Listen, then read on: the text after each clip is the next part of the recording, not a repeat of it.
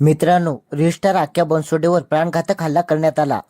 त्यानंतर आता सोशल मीडियावर एका चर्चेला उधाण आलंय. आक्या बनसोडेवर हल्ला करण्यासाठी कट रचण्यात आला आणि संपूर्ण प्लॅनिंग करून आक्या बनसोडेला मारण्याचा प्लॅन बनवण्यात आला आहे, असा अंदाज लावला जात आहे.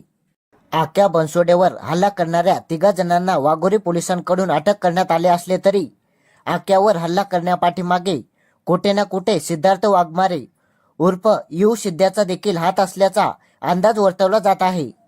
कारण आक्या बनसोडे आणि सिद्धार्थ वाघमारे या दोघांमध्ये यू डायलॉग कोणाचा यावरून चांगलाच वाद पेटला होता आणि अजून देखील हा वाद कायमच आहे. आक्या बनसोडे आणि सिद्धार्थ वाघमारे हे दोघे पण एकमेकांच्या विरोधात रील बनवतात आणि त्या रील्सच्या माध्यमातून एकमेकांना धमक्या देखील देत असतात.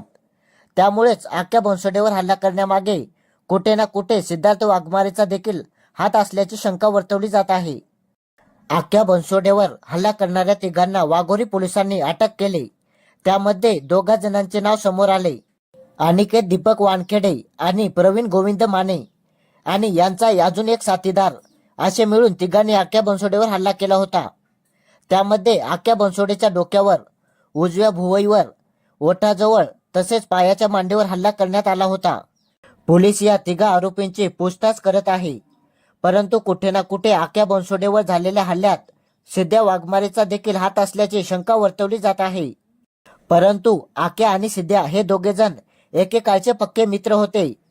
पण या दोघांपैकी यू डायलॉग कोणाचा यावरून या दोघांमध्ये फूट पडली होती. त्यामुळे या सिद्ध्यावर आता संशय घेतला जात आहे. तुम्हाला या संपूर्ण प्रकरणाबद्दल काय वाटते कमेंटमध्ये नक्की सांगा आणि आपल्या जागरूक महाराष्ट्र या चॅनलला नक्की सबस्क्राईब करा. धन्यवाद.